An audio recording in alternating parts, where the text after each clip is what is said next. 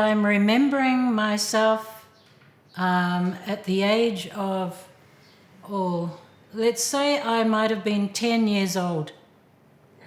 And look, I don't know where the thought came from or where this idea came from, but somehow I got the idea that an artist is someone who goes around looking at things and recording them. And so I remember asking my mother for a sketchbook, which she very kindly provided. And I started going around with this sketchbook, just drawing things. And I think that was sort of the first, thinking back on it, that was the first glimmering of a sort of a sense of identity as an artist. This is what I am, and this is what I do, because this is what I am.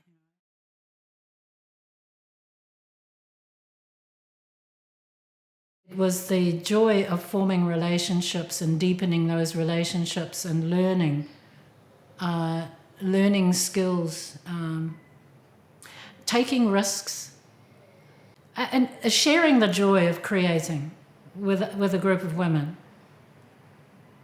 I just loved that experience. So ever since then, I've looked for opportunities to work collaboratively. And the thing is that in the Pacific, that's the normal way of working, you know. When it comes to art practices, the individualism is not a big thing in the Pacific. It's the whole thing about the Pacific culture.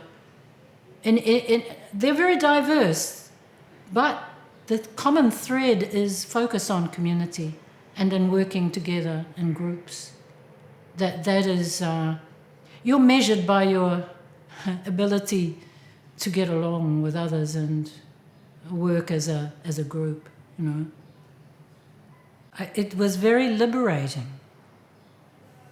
You know, I felt liberated from the confines of self.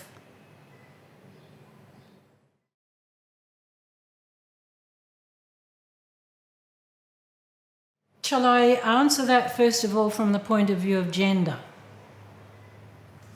Since we're all women, I have my parents very much to thank. My parents became members of the Baha'i faith when I was only 2 years old, so I was raised with principles and concepts which are Baha'i, you know, Baha'i principles, and one of them is the equality of men and women, and the central importance of education, and in particular the primary importance of the education of women. And so I was the beneficiary of that principle.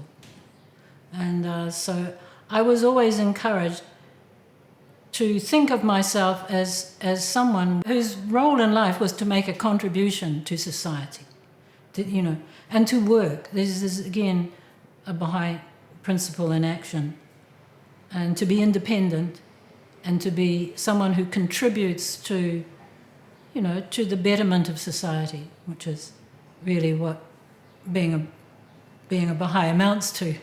Serving the community, and knowing what your capacity is and using it to the full. And so, you know, it was always I never grew up thinking, can I do that? Is it okay for a woman to, you know? No, that was never a question. So, being an artist, you know, this is what I am. This is what I do. The other thing is. I think love. I love to work, and I love my work.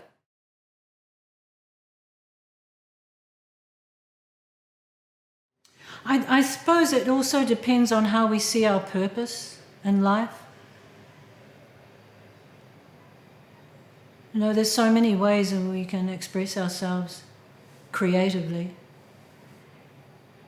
all of which matter.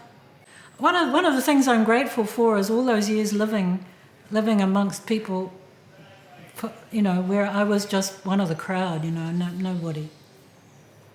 And nobody more than just what was their normal thing. No one special, which was humbling and healthy.